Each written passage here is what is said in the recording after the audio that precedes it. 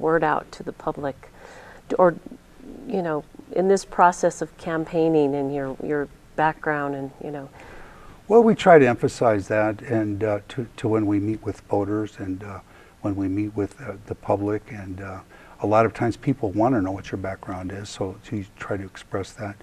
But to me, the main criteria for, especially for the Supreme Court, which I'm now running for, it's not so much your technical background or your skills, which I have a very, very unique background.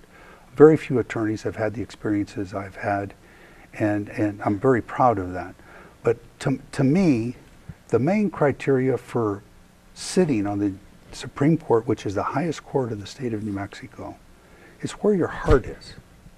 If your heart is with the people, and if your heart is trying to do the right thing in every single case that you sit on, and if your heart is trying to make sure that everyone has their day in court, that everyone is heard, that is, to me, is the main criteria for sitting on the court.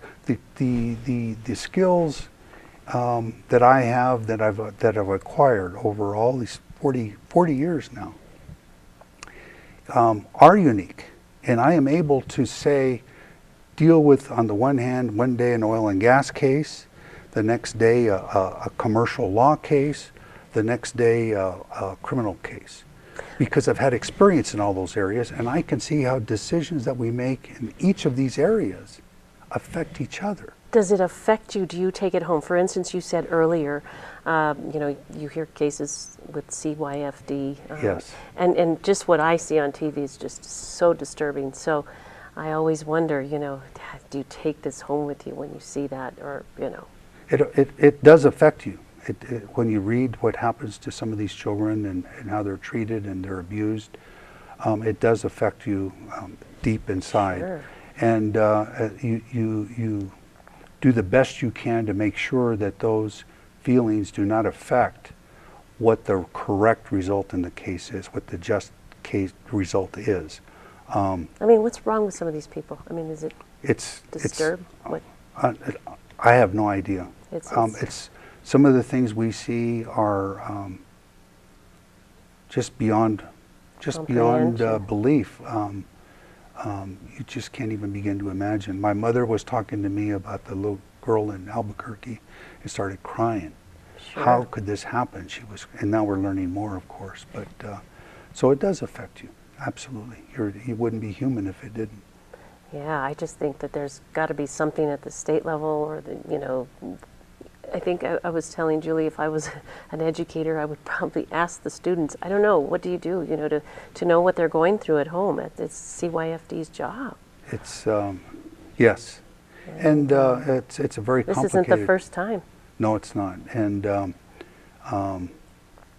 there's the problems are many, and they come from many sources, and they affect families and children in different ways. And it's a very complicated problem. And whatever the experts are saying we need to be done, it's apparently, although there are efforts being made, we need to do a lot more, especially in New Mexico for our children. Yes, we do. It's so sad. There's so many things going on, especially now in the news. Every day, something.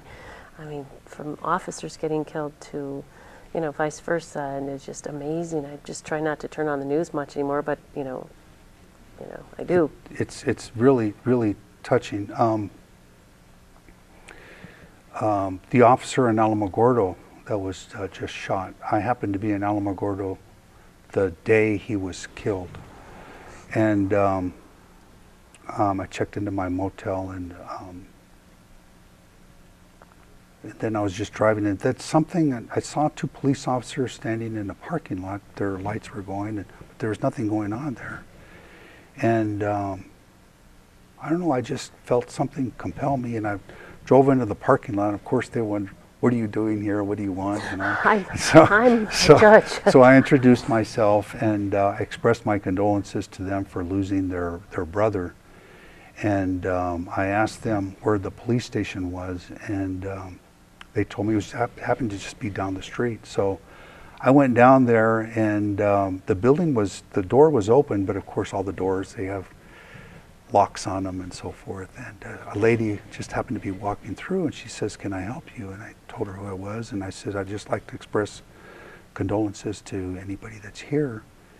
And she said, "Just a minute." And anyway, to make a long story short, I spoke to the chief of police, expressed my condolences to him, and the sadness that was on his whole body, you could feel it.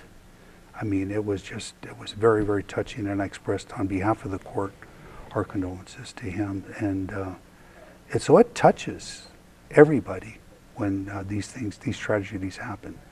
And he was very, very appreciative that somebody had come by from the court system to speak to him. And of course, things went on from there. But and they had things to do. It just still the same day of the shooting. So. And you happened to be there campaigning for your position. Yeah, I was there for campaigning, but I did not go for that. Oh no, but I meant you were in Alamogordo that day to campaign. Oh yeah, because you have to go all around the state. Oh yeah, I think we covered 6 cities, 6 days, 6 or 7. I lost count.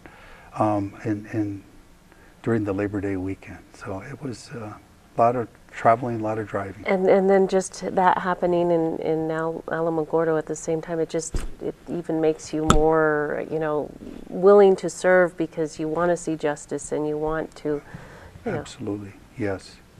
It's and you meet people from all over the state. You find out what their concerns are. You find out what their priorities are. You find out what life is like in each community as you're there, visiting with the people. It's a very good experience to have. Is it difficult running statewide?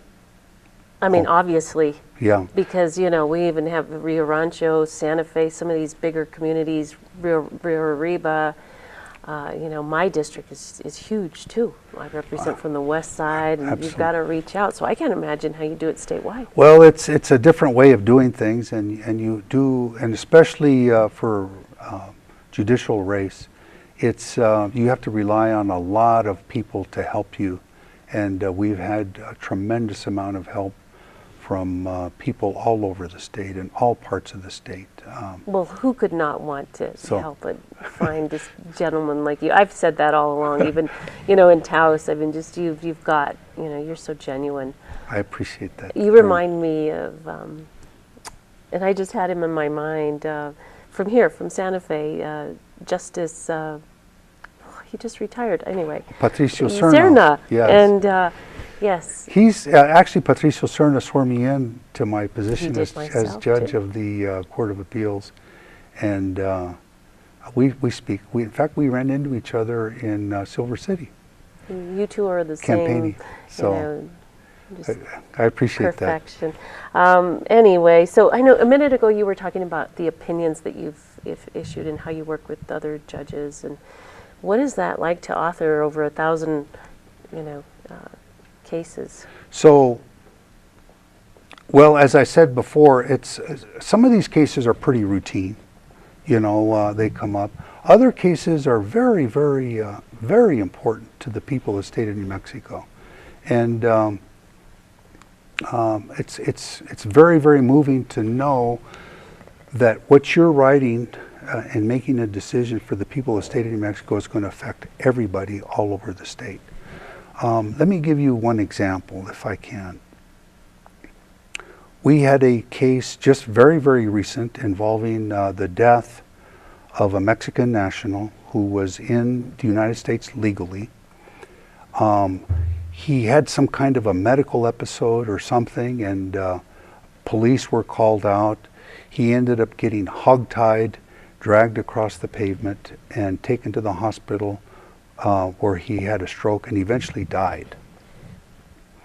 A wrongful death case was brought against the city and others, and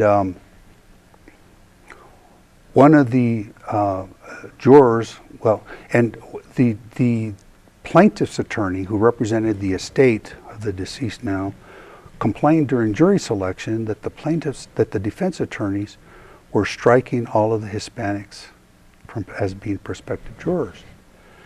And the judge did his inquiries and so forth, and so there was a defense verdict in the case. And one of the issues brought up on appeal was that they were striking all these Hispanics from the jury. And for all of them except for one, there was legitimate explanations, and the one, he identified himself as Mexican on his questionnaire. And the explanation that was given for striking him was just completely inadequate. So jurors have a constitutional right to sit on cases, regardless of their race, religion, sex. They have a right to be on the jury. If they're kicked off the jury, there's nobody there to speak for them. Because, I mean, they don't have a lawyer. And so the courts have to speak for them. And the case came up to us, and for the first time ever in a civil case, we set aside a defense verdict on the basis that this prospective juror was kicked off the jury, it appeared, based on his race.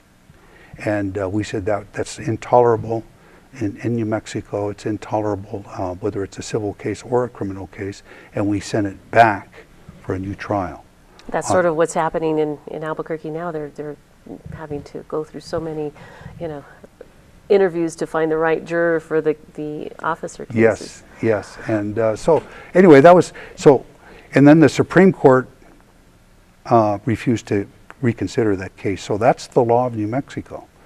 And myself and the other two judges on the case, that was precedent that we set for all of New Mexico. And so it was very challenging, very hard, and I had to study the case very hard, but it's also very rewarding to know that you were able to speak up. And help someone. Help. I am totally impressed with everything, with your qualifications, your position, how you are so fair. But because we're already running out of time, I told you it would go really fast. What would you say to the audience right now about yourself if you're asking, for support? I would say look at people's qualifications. Look at their background, but most important, look where their heart is. I've campaigned on the basis that justice isn't only about laws, it's about lives. And I've come to believe that after 40 years of practicing law and being a judge, it's about lives. And I care about how the decisions I make affect lives. I know they affect lives because I've had clients sitting next to me. They depended on me for 27 years to represent them. So I know how the laws affect lives. And I've taken that appreciation and that knowledge to the bench. So on the Supreme Court, which is the final word on the laws of New Mexico, the New Mexico Constitution, I hope to bring all of that knowledge, all of that experience, but most important, my heart, to those decisions to do the right thing for the people of the state of New Mexico. Amazing. You're amazing. It's hard to find people like you. Look for where their heart is, because you're going to determine what happens. And what else, another thing that shows about you is that, you took the public financing to keep the politics out of it. Absolutely, yes. So...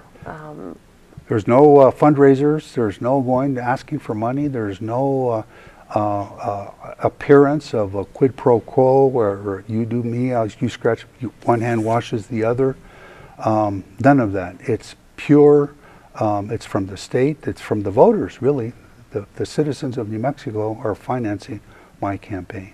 So that's the only quid pro quo, is to give back to the people of the state of New Mexico. That's right. You can't be bought for $5, right? Absolutely. So, and it's a lot of work. So yes. I wish you the best. I'm so impressed with you, just who you are, your ability. You're just a gentleman. And so I wish you all the luck. And If anybody would like to appear on my program, please call me at 827-4533. And thank you for watching this program. Thank and you, thank you Val. for being here. Thank you so much. Gracias. Okay, you're out.